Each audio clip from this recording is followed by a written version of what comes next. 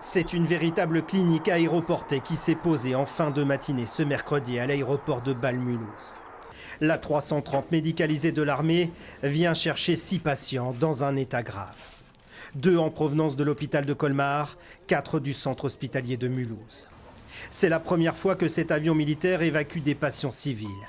À l'intérieur, il est équipé du module Morphée, des appareils de réanimation et tout ce qu'il faut pour transporter habituellement des blessés de guerre.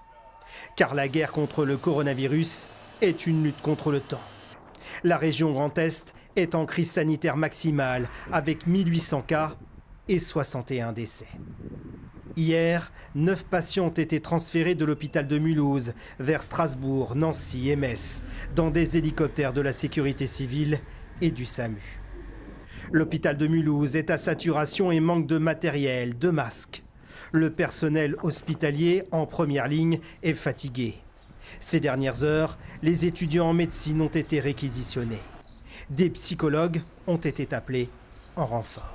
Pour les soignants, apparemment, c'est très difficile. C'est pour ça que les psychologues vont essayer de venir en aide un petit peu de jour comme de nuit pour apporter un petit peu un soutien psychologique, un soutien, une écoute, de la bienveillance aux personnes qui travaillent jour comme nuit à l'hôpital et qui